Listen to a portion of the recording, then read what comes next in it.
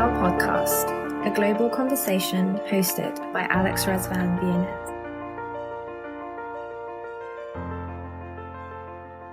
Hello, Richard, and what an absolute pleasure it is to welcome you to the show. And thank you so much for carving some time out in your diary to speak with us. And when I say carve a bit of time out, when you look at your personal life, when you look at your work life, I'm just thinking how you manage everything. But for those who don't know Richard has been in the retail industry for about 35 years, I think.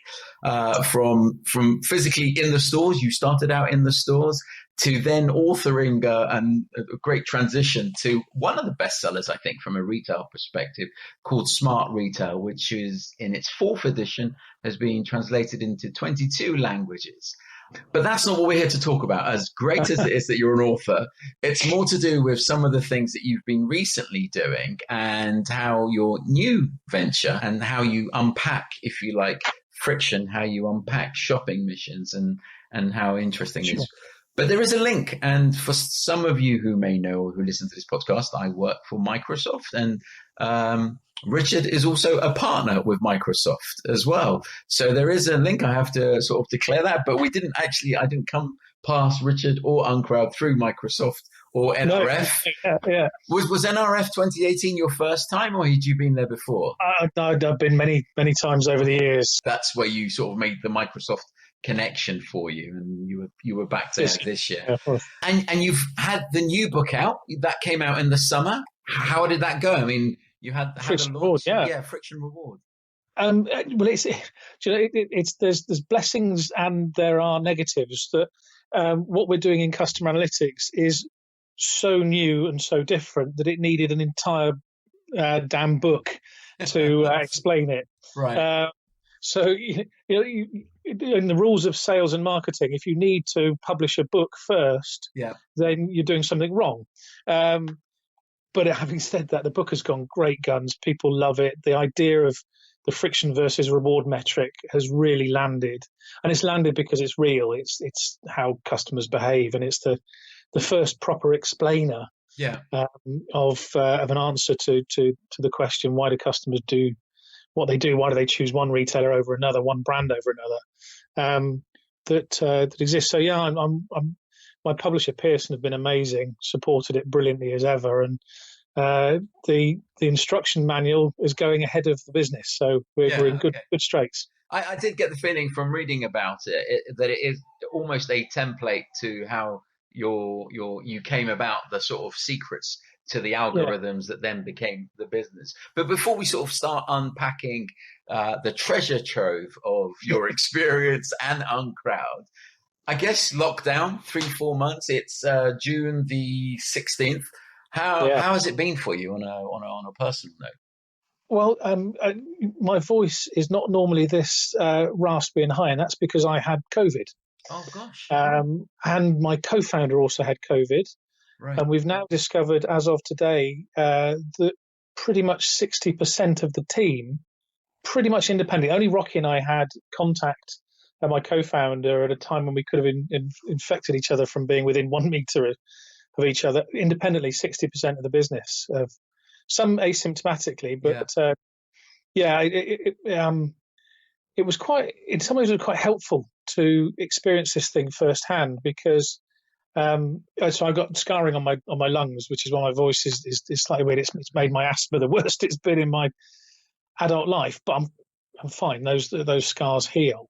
It was quite good to go through it, I think, to realise that this isn't a game, that this is a real thing, and that people are hurting and other people are having much worse experiences. And was that a recent thing? Did you catch it sort of recently, or was that early on in the... Yeah, right at the beginning. And possibly my co-founder and I, we went and sat in the pub at the end of what we thought was going to be our non-lockdown time, because we prepared for lockdown ahead of any official announcements, because frankly, I live in Oxford, and when you live in Oxford, you almost by accident end up knowing globally important experts in all sorts of things. And one of our friends is a virologist, an epidemiologist on the Oxford vaccine group. and was very clear ahead of any advice that we ought to stop mingling and lock down. So as a business, we prepared for lockdown early, but not early enough to avoid 4 or 5 more of us getting the damn infection. But there we go. I'm sorry. Well, fortunately, everyone's on the other side of it now. Nobody got badly hurt by it. Okay, that's good. I mean, it's been a tough time. And in terms of you've been carrying on, as you said, the business got a chance to prepare for it. You're all working from home. I don't know why, but is Rocky based up in Scotland? No, so Rocky is on the south coast, so he's been able to lock down next to a beach. All right. Okay. Why do I think you guys someone was based in Scotland or somewhere? Okay, that's okay. But we're opening the office tomorrow at Ali. We're going in tomorrow to go and have a look, see how things are, in London, King's Cross. Right, got you. Very good. Not looking forward to opening the fridge. You need some milk in there. Yes, there should. Yeah. Okay. And then for those who don't know Rocky, who is Rocky? Apart from Rocky, you're not supposed to work with friends and friends, children, and animals, and at different times, Rocky's been all three of those. Right. We've been friends 20 years.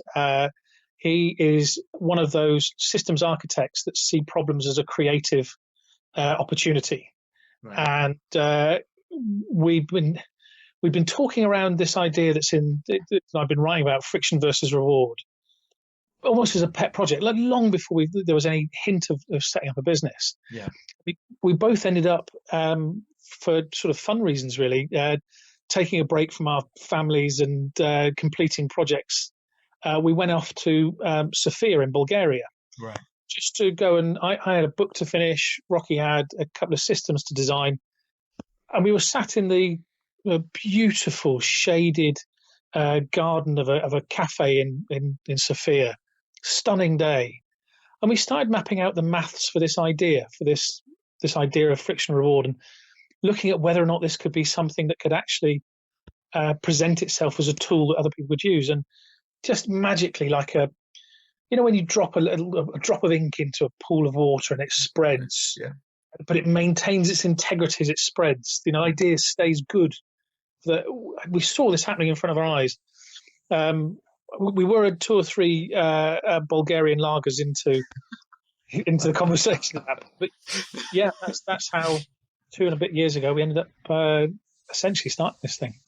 And obviously, you I don't know if it's your passion or you were drawn to it or just by coincidence early on in your career, because I read the story about how you walked into Pearson and it just you acknowledged it was at the right place at the right time. Yeah. Because your editor had just been told off for not having any business books, and they're a business publication, and right place. No retail business books. That was it.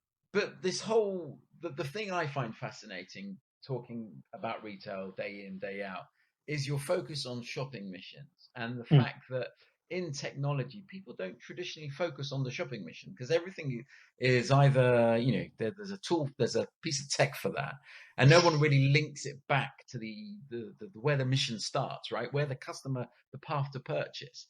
Yeah.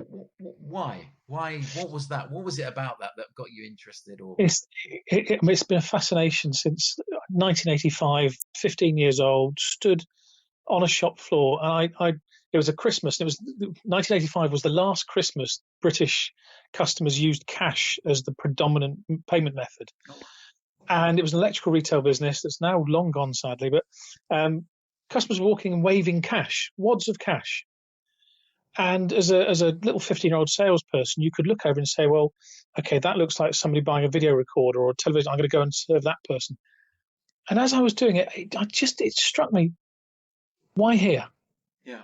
Why is that customer at this moment in time, in the mood they're in, chosen, pre-internet, to get in their car and come to this, or get off the bus at this end of Oxford and come into our store? What's made them walk past their other options? Right. And latterly, what makes a customer walk past opening an app or flipping up their laptop? What makes a person type in Walmart first instead of Target? What makes somebody...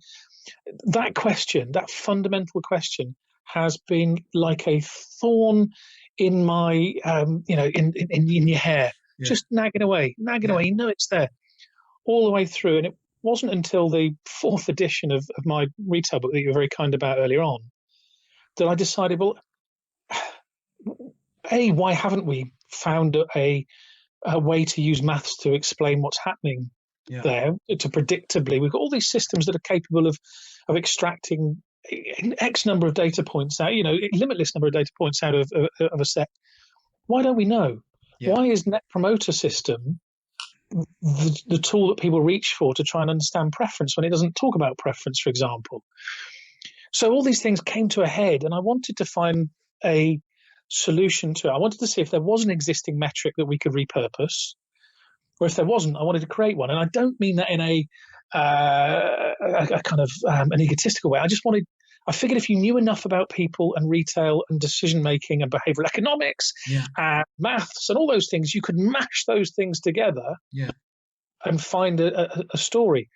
And what we discovered is something that you've mentioned a number of times in your work that appears to be fundamental, which is that if you can know the mission, if you know what somebody's trying to achieve, even if that person themselves is vague about it, even if it's a kind of a sort of ephemeral idea they've got, like, I think I'd like to go and buy something to cheer myself up. But as long as you know the mission, and you know what mind state they're in at that moment they want to fulfill that mission, if you know those 2 points, you can build enough data around those two givens to be able to compare their choices and their options. And the critical thing that's happened, and it's something that particularly in your world is so powerful, is that we've had a change of power in the relationship between retailers and customers. So retailers used to hold all the cards. We put our stores where we wanted them to go. We ranged them the way we wanted them to be. We priced them the way we wanted them to be. There was some competition within that, but broadly we were in charge. What's changed is not that online retail exists. It's that the ability to choose alternatives easily and with low risk exists. So we're now in a choice economy. Customers are now in charge of that relationship because they are able to, at the flick of a switch, the click of a button, the dab of a finger on a screen, or get off the bus at this end of town instead of that end of town, ride their bicycle to this store instead of that store, park at this end of the mall instead of that end of the mall, so they go into so-and-so first. Now that customers are able to do that, the customer is able to say, I don't actually care about you, Mr. Retailer or Mrs. Retailer. What I care about is the best way for me to fulfill this mission in the mind state that I'm currently in. And that's the route I will go if I'm broadly aware of it. And most of the time I am. And things like status quo bias and loss aversion and reversion to the mean, those things will mean that it'll take me a while to spot better alternatives, but eventually I will drift to those better alternatives because that's calculably the direction of my travel if I don't really care about who fulfills my needs. And that's the critical thing in this, is understanding what those data points might be. And our breakthrough is that we recognize that essentially every single shopping journey, no matter how it's fulfilled, consists of two groups of things. As a customer, the effort that I have to put in to shop a particular way, that's my customer, that's my inputs, that's my frictions. And on the other hand are everything I get out of choosing to shop a retailer in that way. Those are my rewards, my gains. If you can know those two sets of data points, then you can make comparisons. Then you can very straightforwardly start to say, okay, for that mission and that mindset, this online option, most people most of the time will choose that one in that mindset for that mission. But actually this offline alternative, this physical one, This wins too in other situations. And the critical thing in this, and this is the big mistake modern retailers are making, is that customers only care about friction if reward is so low, there's no point them going through any effort to obtain it. Okay. So you said one of the best examples of that is queues outside of, before lockdown, a queue outside a Supreme store. Yeah. That's high friction. Yeah. But the reward is huge, and customers will quite happily wade through that broken glass and mud to get to that reward. Equally, Selfridges, there's not a single thing in Selfridges you can't buy cheaper and easier elsewhere. Yeah. But Selfridges thrives because the reward side is gigantic. It's a great experience and an amazing place. There's discovery, there's inspiration, there's surprise, there's, being able to see how things all work together. It's a performance, it's theatre. And Selfridges have also worked brilliantly to establish their credentials as a sustainable business that cares about all those things matter to customers. And the very short answer to your question right at the beginning is the reason that retailers haven't perhaps been looking at that is because retailers have been preoccupied by cost, choice, effort. Yeah. So I've got to be the lowest cost at the greatest choice at the lowest possible effort to win. Sure. Well, okay, if that's all you got, you're basically not quite as good as Amazon or not quite as good as Walmart. Yeah. And then you're everybody else. But that's not true. That's not how customers shop. Yeah. No, I agree. And I guess when you're in front of customers, I can imagine them wanting to, jump to your secret sauce and say, I buy it, I love it, I'll have 5. Tell me what your algorithm is, and can how do I get there? Which we'll cover in terms of, and I guess that's where the Microsoft relationship comes in. But in terms of, let's unpack what you've said. Yeah. The addiction to NPS in the industry, right? That's for now, until you inherit the earth, that's the current sort of. Why? Is it because it's just simple and in some sense? You tell me. Why is this addiction to NPS and how? Sorry, and maybe in some, I'm generalizing. In some retailers, it has a lot of weight. In some, it doesn't, and they don't look at it all. But what's your view on that? So NPS isn't all bad. It's an understandable, straightforward measure that broadly says you're better or worse at a thing today than you were yesterday. Yeah. It doesn't tell you anything about what that then does to customer preference. Yeah. And the basic idea that promotion, that a customer brings their friends, that Fred Reichheld talks about. I don't know that that's actually ever happened in the real world. Yeah. I don't think we tell our friends that we really like Marks and Spencer's and we take them to Marks and Spencer's.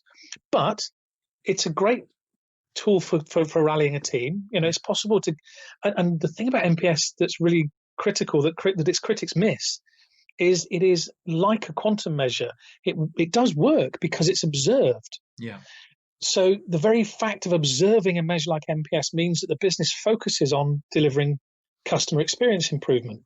The problem, none of that NPS measure tells you which bits of the investment you've made in customer experience have worked. Which bits haven't worked? Which bits should we work on first? Why is it that my promoter score is going up when theirs is going down? What is the actual specific critical difference? Yeah. But the chief answer to your question is that we retailers have been desperate for a proper measure of customer preference. Yeah. All the effort we put into finding, delighting and servicing customers, all that cost, all that effort, we'd like to know if we've done it well enough that they might come back again. Yeah. And so we're desperate for that measure. And then what happens is that one measure arrives and becomes an easy to communicate tool. All of a sudden, the C-suite are bonused on it. Yeah. And it's published as a big number in the investor communications. And the city are aware of it. And all those things contribute to we've now invested in this, we need to stick with it. And all the while, that investment is having an impact. Yeah. A lot of it's wasted because we don't know which bits are working. But it's the old advertising adage that only half of my advertising works. I just wish I knew which half. It's very much like that. And that for me is as a retailer in the kind of the modern world in the 21st century or whatever it is, 20th, what are we, 21st? It wasn't good enough. We need more than that. And actually, you mentioned the Microsoft thing, and it's hard to sound like to not sound like an advert sometimes. But one of the things that the tech giants, and particularly Microsoft, have done so well in the last 5 years is they seem to have moved on from saying, right, we'll give you solutions. Yeah. What they seem to have moved on to say is, we know that solutions are possible. So what we'll do is build the best possible infrastructure for you retailers to find great solutions to create and build on our infrastructure. Yeah. And that's been the breakthrough in this for me, is that's the reason why businesses like mine can exist, because we can now provide that bit of solving on top of the ability to handle large sets of data, to be able to process quickly and credibly, and have lots of granularity and gathering points. And that's been the big breakthrough, which wasn't there when NPS was first created and put into the marketplace. So, for example, I have my challenges with NPS, but instead of trying to fight NPS, one of the things we do is we show how you can install our process beneath your NPS system, and use our process to understand causality, and to find out exactly what do I need to be doing to push that NPS up and down. And not only can I then report to investors and to the chairman and all those sorts of people, not only can I report that it's changed, but I can actually now accurately say it's changed because we did this, this, and this. Yeah. Because the data that we understood on customer mission choices and Mindstates showed us that was the solution. How much of your time when you're sort of going in do you have to spend educating? Because it does feel that there's like an education in mindset that needs to happen, and it's like politely telling people that what they may have thought was their greatest football team isn't the greatest football team. So I mean, one thing I've noticed is that most C-suite, most senior retailers are well aware of the limitations of NPS, but they've been let down. They haven't been presented with a better alternative. It's not their fault. It's the fault of the analytics industry, and that has to change. It's not only why we believe what we believe, but the friction reward book, I give away the algorithm essentially, or the basic version of the algorithm in that book, because I want other people to use it, because this needs to be not just us. This needs to be an army doing this better. But one of the great things about retail, one of the reasons I love retail, is I'm yet to meet a senior retailer who doesn't love both the process of the business and the people it serves. Retailers love people. They love customers. They're endlessly fascinated. So if you can go to senior retailers and say, look, we can help you get even closer to the truths in your stores. We can get you even closer to the best possible combinations of levers to pull to beat out the competition. The people we're talking to are really clever people and really get that, and they grasp it, they welcome it with open arms. And in fact, I've been at Microsoft events at NRF this year, this last year. The team brought together a lot of CIOs and asked them, had fantastic access to these significant retail CIOs, and at the end asked all of them, what do you need from us as an industry? What do you need from tech? And all of them, without exception, said better customer analytics. And so, nobody who's put together an NPS program has done the wrong thing. They've used what was available, because you've got to have something. You've got to get somewhere. Luckily, there are people like us, and there will be others who will come after us who can provide that missing causality and can give those retailers what they've been looking for, because they're looking for the right thing. It's like my lawn is a bit of a mess at the minute, and I need to go over it with a rake. If a rake didn't exist, I'd probably go over it with a hairbrush. If the hairbrush was the only option. You're doing the right thing. It's hard. It doesn't quite work, but that's all I've got. So one of the challenges that I hear constantly is we're swimming in data, but we don't know how to extract value, or we don't have the right data. So as part of the process of you talking to customers, what is that? How do people get the right data sets? Because if they've been focused in the wrong area for so long. The key is to, when we first started, what we thought we'd need to do is we thought we'd need to knit together existing silos of data. Mm-hmm. And we discovered actually that it wasn't the answer. It was that the right questions hadn't been asked in the right way, because it wasn't possible to extract from those questions what is now possible to start to use to build up those data sets that I mentioned right at the start. Yeah. So we've had to, in the end, we've had to develop two things. We've had to develop an analytics platform, and we've also had to develop a tool that turns experience into data. Yeah. And all at the heart of this, and this is really important, I from the start, my challenge was, can we use maths to describe behaviours? Yeah. And that's a little bit of a holy grail, and we've cracked that. We've been able to extract the maths from the experience in a really credible, reliable, predictable way, and then manipulate that maths to give us a picture that is readable and understandable. And that's the key again, is it's no good being crazily granular if it's too difficult to make decisions against. What we've done instead is to say, we're not going to leave you at the analytics point. We'll take you to the reporting. Yeah. We'll provide you with the lens. So that reduces the need to provide a kind of an education's wrong, because in education it sounds like I'm being patronising. I'm not. It's that, again, the people we're selling to are very, very busy. There are, as our Tesco's person says, 200 people a week get in touch with him to claim they've got better analytics. So you have to cut through that, and luckily we've been able to. In fact, that was with Microsoft's help, which we were very grateful for. You're able to cut through that and get to a point where actually you're able to say, a whole bunch of clever stuff, algorithm, maths. Yeah. This is what Mrs. Smith, who lives at 92 Acacia Avenue, will do if she's a bit hungry and fancies lunch. Yeah. This is what she'll do tomorrow if she's not hungry and fancies lunch. And this is what she'll do Saturday when actually she's buying family meals.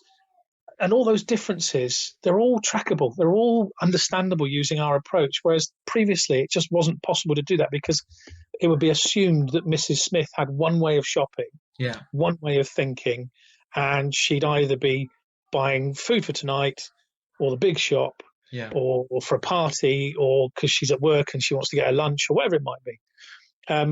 That had to stop. That had to be broken. That's why what we were talking about here exists. But one of the things that's really important to me is that it gets really dull if this is an advert. I'm talking in these ways because, God, I really care about this. It really is me as a 15-year-old on that shop floor wanting to know why people have come here instead of elsewhere. Yeah. And I looked at that recently for some research for the book. There were 19 places in Oxford in 1985 where you could buy a portable television. Right.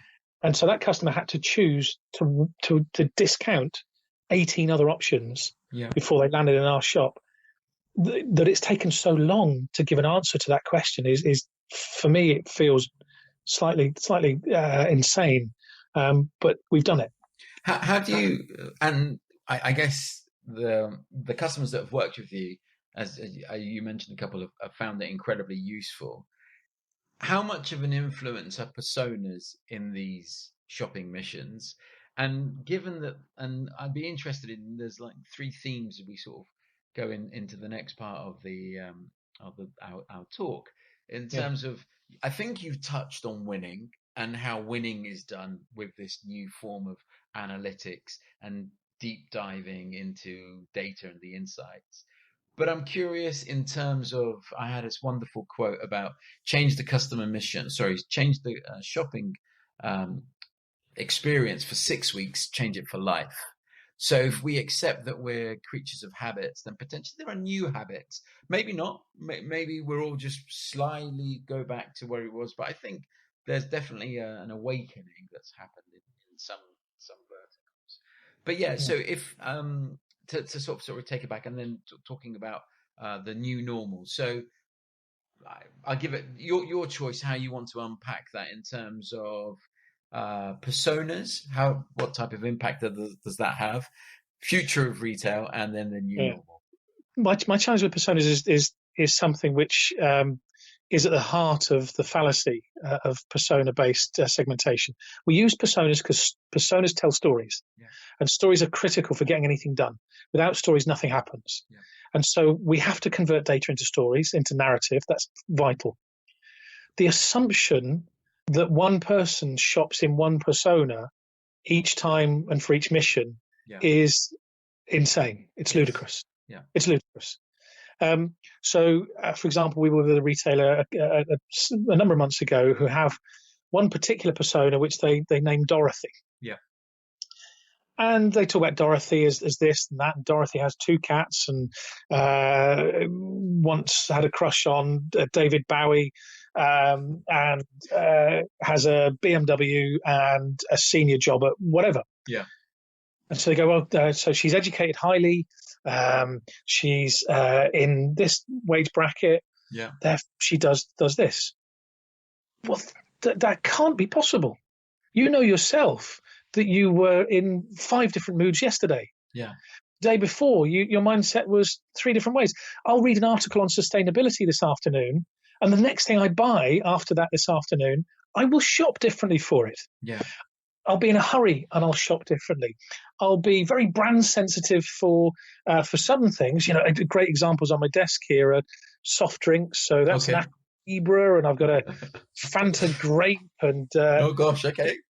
I'll have a fist fight with somebody over my preference for Fanta grape versus, but I don't care where I bought it from. If I'm in a hurry, I'll buy it from a petrol station. If I'm considering it, if I'm getting stocks in for the family for lockdown, I'll order a crate of it from Amazon. The idea that we're in one mood is nuts, but it's an explainer. It's a provision. It's a provider of narrative. We've looked at it a very different way. If we have a client who loves persona, we'll go, oh, very good, persona, marvelous. We'll just map their persona to our mind states, and that's fine. So you don't have to interfere with that, but we can offer added value by saying, I tell you what about we subdivide each one of those personas and find you mind states that persona might also sometimes be in. Sorry, go ahead.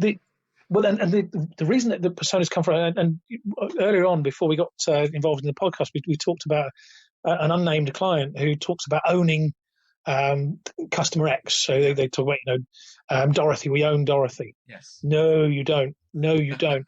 You try telling them that. Well, the thing is that so many retailers believe that they're a closed system now, or they have their customers. No retailer has customers. You have people who decide in the moment to spend money with you. They may do that over and over and over again for a lifetime. They probably won't.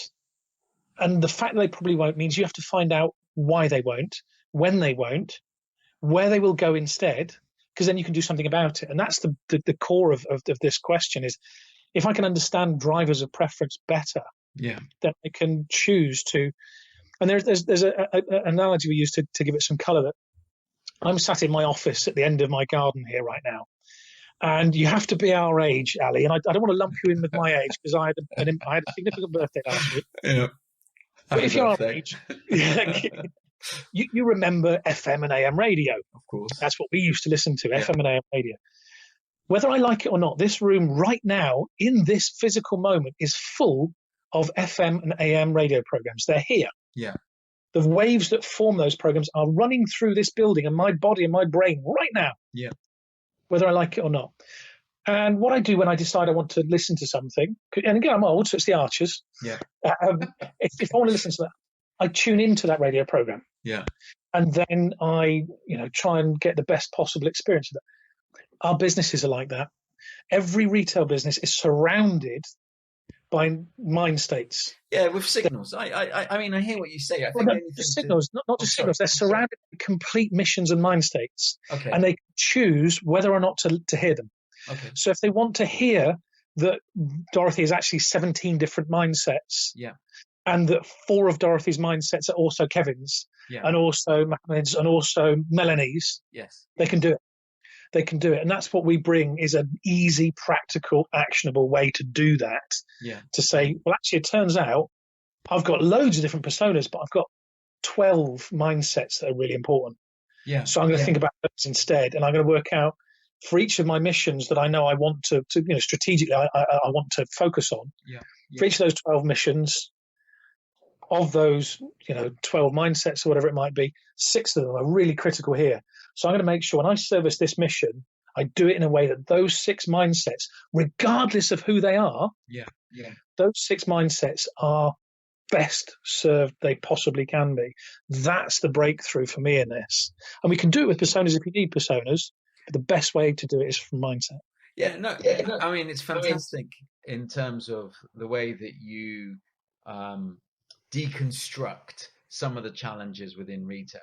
From my mind, personas are there to help with let's say, as you said, whenever I hear personas, I don't know if you remember that sort of trend a while back that had Facebook alley, LinkedIn alley, Tinder alley. That's what I see when I hear personas. I'm like, which persona is Ali? Is that Facebook or LinkedIn? Or not that I'm on Tinder and don't know what that is. And what was the other one?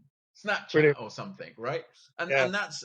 But sometimes I understand that the organization has been built, and some of these retailers, and that's why we're seeing so much disruption.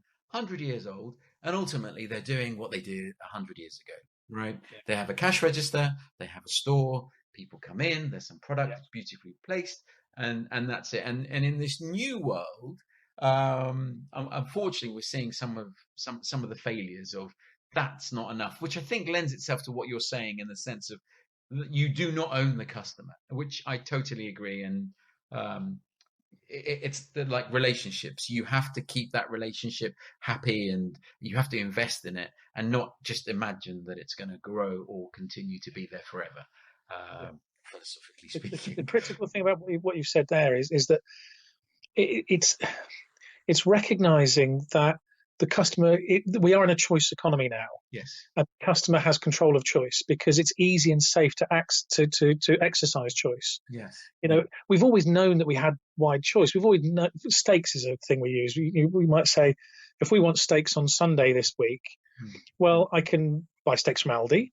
Yeah. I can buy steaks from my local artisan butcher. I can buy steaks from a weird online, whatever it might be. I can buy from Tesco's, or I can have them shipped in from Argentina. Yeah. And I have no greater risk or lesser risk in any of those. Somebody else has now provided the system for my payment and my insurance for those Argentinian steaks. Yeah. Whereas 20 years ago, I'd have to take a risk. I'd have to find a supplier. I'd have to get in touch with it. And nobody would do that. And that's why we're in a choice economy, because our visibility of choice is greater than it's ever been. Yeah. But our ability to exercise choice safely and easily is at its absolute pinnacle right now. And so what that means to what you've just so cleverly put there is that what we have to do as a retailer, we have to accept that the option for a customer to choose away from us could be as thin as habit. Yeah. It could just be that actually broadly I know how to shop that store, I'm comfortable with it, and the first time somebody tells me, oh, have you seen what they're doing at Aldi? Or the first time I read an article, or the first time somebody, a witch report is quoted on the BBC that says that these half price, I'll ignore it. And the second time I'll ignore it. And then the third time I'll go, do you know what? I'm at this end of town. I'm going to nip into this Aldi that people keep talking about. Yeah. And I experience it. And then all of a sudden, my previous habit, gone forever. Yes. Until next time it's disrupted. Yeah. And if you're a retailer, you should know when and why that's likely to happen, because you can either stop it, or you can say, do you know what, actually, I'm not going to be able to change that customer's mind. Yeah. I'm going to let them go. And it's Dave Lewis at Tesco's has been brilliant at that second half of that, at knowing what things Tesco can safely stop doing. Yeah.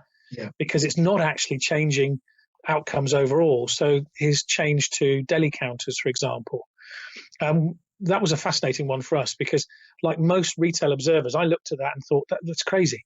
You're taking away the one thing you can do physically that Aldi and Lidl can't do, who you're under threat from.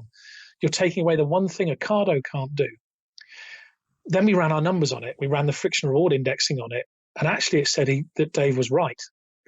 And it explained why he was right, that it wasn't enough of a change to stop those customers who'd already defected to Aldi and Lidl, to give them a reason to come back or to stop them coming back. Yeah.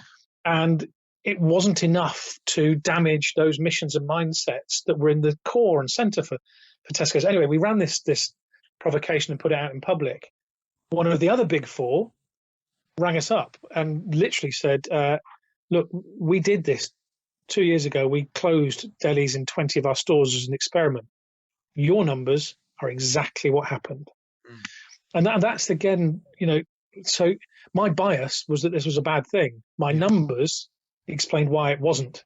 And that's a big breakthrough again, is being able to do what Microsoft do so well. And actually, to be fair, what the tech giants in general, Google does well, Oracle do well. It's inherent in the way of thinking, is disconnecting the bias from the numbers. So you're talking about digital tools in a physical world. And in this new and, this disrupted world that we've had for the last 3 months, e-com has just gone through the roof, right? In terms of, and I've heard people say that e-commerce was going to go that way anyway. It's just been expedited. I'm curious, not only from having friction taken away, because one of my ways I translate what you're saying is the fact that online or on an e-commerce store, you can easily quickly do A/B testing. You can find out your friction points, and then keep testing, and hopefully provide a frictionless. I say hopefully because you still see people with a ton of sign-up pages to purchase something that's like £5, and you think, I'm not going to spend this time. But anyway, hypothetically, you can sort of iron out those friction points digitally, which is, from listening to you, is what you're saying, that the data can help you be able to do that in a physical store.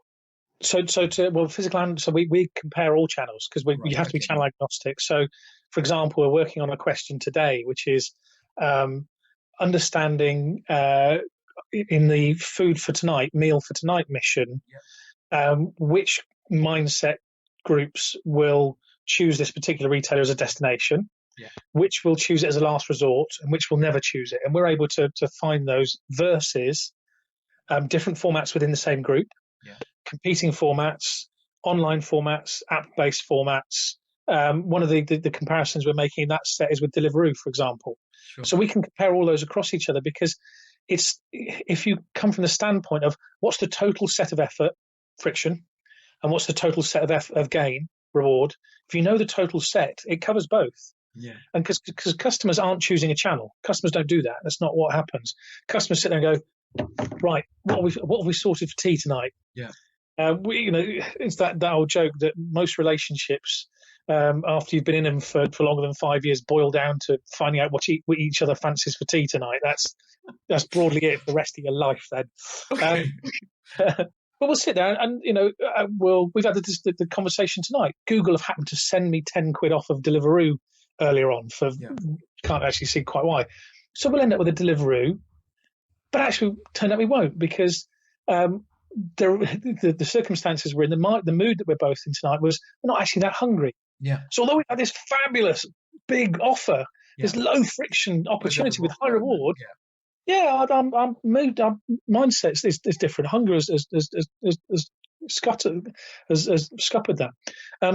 So you need to be able to compare channels. That's the vital thing. Okay. And you need to be able to understand equivalence. So what is the friction in search? What is the equivalence of friction in searching a website versus wayfinding inside a store? Because they're related. They're both the bit of friction that gets in the way of you finding the thing you're looking for. What is the reward from inspiration? So if I go to, we live in this extraordinary experiment of a place called Summertown in Oxford, where I am next door to each other is Marks and Spencer's Simply Food, a really nice co-op, great Tesco's, a Sainsbury's, 2 artisanal bakers, an artisanal butcher, and of course we're middle class people, so Ocado is always looming large. Okay. So we can get on our bicycle and go 2 minutes that way and fill the basket. Which means you're always considering this experiment almost live. Our choice of whichever one of those that it is will depend on, let's say we're trying to answer that question about what to have for tonight, and we just haven't got a thought. We'll go to Marks and Spencer's, because for us in this mood set, they're more likely to show us how to come away with a meal. And that meal building aspect of friction will be so simplified for Marks and Spencer's that it'll make it an easier shop for us than the Ocado option or the Deliveroo option. Got you. And that's the thing is so is choice. Sorry, is choice a variable from what you're saying there? I know it's anecdotal. I know we're talking about you, but are you saying that in that specific example, it is the one that's providing choice that you think will have something that will provide delight for you? Understanding our choice of option is about multifaceted friction and reward variables. Yeah. So, for example, in grocery, we use just under 66 variables. Yeah. And each of those variables we have a data point for, and a good solid, a fabulous tool for collecting those data points. Yeah. And then it's a simpler case of saying, looking at it raw for all those data points, what is for a given mission? What's the most likely best option? Friction versus reward. Yeah. So it's not a low friction option will often get beaten by a high friction option that's also high reward. Yeah. Equally, a low friction option which offers very little reward might get beaten by a medium friction option that offers some reward, and we see that all the time. Do you have commonalities that you could share in that? As in, are there friction points that they get wrong, and that it's just you see it time and time again? Yeah, that's a really good example. There's a very simple narrative one, which is a basic friction point of going to a large supermarket is having to put £1 in the trolley to unlock a trolley. Yes. And you think about that for a moment, and you think, okay, retailers aren't stupid. Somebody who's chosen to put that system in place probably had to do so because the local authority made it a condition of planning permission. Yeah. So you have to have a system for securing trolleys. It's the lower cost of the two main ways of doing that, although you have to coin. But for some customers, that point of friction, that physical denying of the thing that will make me spend more money with you, because I'll spend more if I push a basket rather than I carry a trolley, that physical denial might be the thing that makes me try Ocado tonight instead. And in trying Ocado, it might be that my habit changes. That might be that one inciting moment. There's a theory in thermodynamics about, thermodynamics, the process happens because there's been an inciting energy. There's been something that makes that change happen. Right. It could be the first time we move house, or we change jobs and we go, the Sainsbury's nearest is really nice. Yeah. Or I've started eating Thai food because there's a Thai restaurant opposite. That's how those things happen. But once they happen, if that combination of friction and reward has really, truly, properly satisfied the thing I was setting out to do, the mission, then I'm likely to stick with it and want to stick with it. If it doesn't, I'm likely to seek out another alternative. Yeah. So I might be stateless for a short period of time. I might be a customer without a retailer. Yeah. Who's looking for one, and that. So when we talk about choice, it's a choice economy. Choice is the fundamental. I would say, independent of everything else we've talked about, the number one job any retailer on the planet has right now is to understand the mechanisms of choice, because we are in a choice economy in which customers will exercise choice. And if you don't understand why that choice is being exercised away from you, then you can't win. You can't bring those customers back to you. Totally. Yeah. So how do you see this playing out in terms of in this current environment? I mean, today or yesterday was the first day that retailers got a chance to open up. Yeah. And sensitively they've had to open up, and customers are going back. What's the impact on the stores? It's a curve. These things are always a linear curve. There's constantly human beings are desperately trying to revert to the mean. Sure. That's what we do. That's human nature. The mean over time changes. Okay. And we're always coming back to it. So it's things like Ben Page at Ipsos Mori presents some fabulous data supported arguments about how 9/11 didn't actually change attitudes or motivations very much. Yeah. And he says, well, okay, that might be because it was isolated. It was one city. It was tragedy for the world, but it was one city. So then he presents the rapid change in communications technology. Yes. And all the lines on social attitudes and things like what people want from life, what people want to achieve for actualization. Those lines are all really steady. There's no bump when those things happen. They're all really steady. Sorry, is this new research, or was this research through the COVID period? This is pre. Okay. Well, this is part of. So he's been pulling in research points during COVID to show how Ipsos's perspective is that it's not likely to change very much. Okay. Then Global Data, Neil at Global Data has a fabulous view of the reality of trends. I mean, it's one of my favourite analysts. And I was looking at last week. Neil and UBS have also supported this. McKinsey's have supported this. That broadly speaking, that reversion to the mean will happen perhaps more quickly than we expected it to be. Sure. But what we've done, again, what you do with customer analytics, if you do it in the right way, is you make sure that your analytics are able to cope with bumps and sudden changes. So, for example, those friction reward variables I talk about, 2 of them are related to trust. One of them is related to safety. There's another one that's related to access. And there's various bits you can put together. And our platform actually makes this really easy to do. It's a bunch of sliders, and you just go, I want that one, that one, that one. And you can trace, okay, if right now people are ever so worried and nervous, and they're not very trustful of that brand, or they are very trustful, whatever it might be, and access is difficult, what's the effect? Well, out of the options that I've got in front of me, that makes... we got a delivery this morning from Co-op, for example, because they've got a really nice system for getting little chunks of groceries to you, really quick and easy, lovely little system. And that was because in that moment, that outweighed the rest of the stuff we're fighting against. I know that will change next week, and it will change the week after.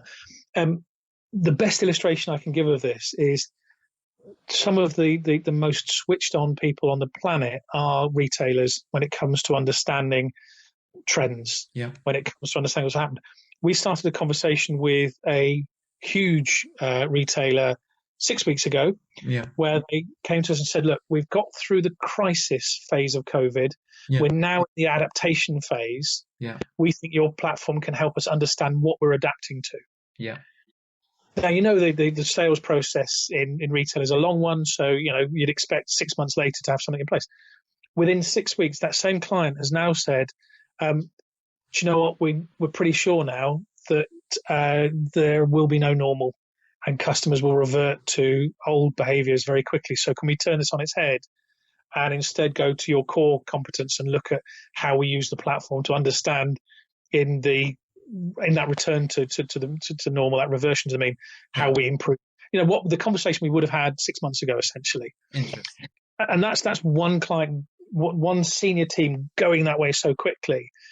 The one thing that I think is starting to become a consensus, though, is the trend line for online share of all retail sales has been like that for some time. For 5-6 years. The best estimates I'm seeing, and again, Neil Saunders at Global Data had a great projection of this, is that we've probably accelerated 2 to 3 years. Same line, same angle of curve, but it's jumped up 2 to 3 years. But even then, and UBS presented some data last week where they said that they think in the US by 2025, at most, we'll be looking at 35% of retail online in the US.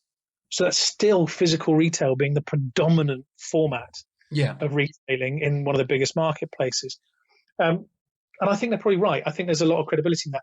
But again, even in the markets that have opened, look at Wuhan, look at Paris, look at those places that have opened up before we have, and that reversion to old habits is dramatic. It's remarkable, given what we were talking about 2 months ago. And so I think on balance, both the data and the sentiment is supporting the notion that we must be aware of the fact that in any statistical kind of regression, that we're talking about real people, not just a move of numbers. There will be some people who stay here forever, and who stay frightened for the rest of their lives. We must be gentle, and we must be cognizant and empathetic to their challenges. Who wouldn't want to be? So there will be groups of people like that. Do you feel, I mean, just sorry to cut across you, but for example, touchless and that as a theme, do you feel that will just come and then go? No, so that's interesting. I think what happens with things like that is they're enablers of our old behaviours. Okay. So one of the reasons people can feel comfortable about going back to a store is that they're not touching a cash register, or they're not touching cash and handing over. So the critical behavior is going to the shop to buy a thing. That's a great example of a technology enabling me to do that in that way. And that's, again, one of the great things that the Microsoft of this world are doing is providing the infrastructure for us to be able to make those peripheral foundation changes, infrastructure changes that allow us as customers to do the things that we generally always want to do. And you see that through history. Yeah. You know, our needs haven't really changed very much. We want to be warm, clothed, to have Maslow's hierarchy of needs, right? Yeah, the company that we want to have. We want to, all those things that we know. We broadly haven't changed terribly much. Our eyesight, the way the human eye works, the way it does, because our brains are still looking for the thing in our peripheral vision that's going to eat us, or going to provide our next meal, or is going to provide us an opportunity to, propagate the species. We think we're a million miles away from that. But our physical structure of our vision, when we're looking at cans of soup in a retail aisle, our brain is looking for a pterodactyl. I don't think they existed at the same time, but you know what I mean. It's looking for something that's going to bite our head off. Yeah. And that's fundamental across behaviours. The new normal, how could we go back to being the same if we have been impacted by this sort of 3 months of being, something must have changed with us and our children. The fact is that, I believe, but we just don't know what the outcome of that is. I don't know what. So there's two kind of rivers flowing at the same time there. Yeah. There is the river of intent, and the river of behaviour, and also if you have an observer of the river and you ask the observer, what do you want that river to be? You'll get 3 different answers. You'll get the intention, the observation, and you'll get the actuality. Yeah. And what happens is, I don't like to use anecdotal examples if I can avoid it, but I've loved sitting here with my youngest child is 4. It's his birthday today, and my office looks out into the garden, and I've spent most of the day playing with Ezra today. It's been fabulous. Yeah. I want that every day. Yeah. But an opportunity will come along to sell Uncrowd to a client, and I'll make a choice. Yes. And then it'll happen again, and then it'll happen again. And I think that I understand what you're saying. Yes. But what happens? The best illustration of that, when I talk about reversion to the mean is shifting. Yes. So I don't think we'll ever make those decisions as badly as we used to. Yeah. So I think we will say we've actually had a 3 month holiday in some ways, and the things we like about that we'll try to keep. When it comes to retail, a lot of customers have found local supply to be way better than they ever knew possible. Yeah. And so they've waded through quite a lot of friction, bad websites, weird ordering processes, emails to people to get hold of local product. Yeah. To get hold of great things, local bread, local meats, local pies. Yes. And a lot of people will say, well, I want to keep that going. But the first time somebody says, do you know, I've been getting this amazing sourdough from the bakery that I didn't even know existed, 4 streets away, fabulous. They deliver it on a bicycle, it was amazing. But I did run out earlier than I usually do last week, and so I grabbed a sourdough from Tesco's. And do you know what? It's not bad. Yeah. The first time that happens turns into the second time and the third time. And so the reversion to the mean might be shifting. Yes. But that's a good thing, because the opportunity there is, and this is what Walmart have just done with their announcement of their deal with Shopify, which is tremendously exciting, is saying, let's, again, as offer a way of creating an infrastructure so that local artisanal baker can get together with the co-op, or get together with Walmart, or get together with whoever, and the friction and reward advantages of the Walmart engine, with the lovely reward side benefit of bread I know has been baked from wheat that grew within 3 miles of my house, or whatever. Without that easy infrastructure, those behaviours fall away. So again, without employers changing the way we can live as families, those things will happen. Those businesses that say they will never go back to an office are not open to the reality of human dynamics and the reality of relationships, the way that nobody needs to be in an office 5 days a week. Yes. Yeah.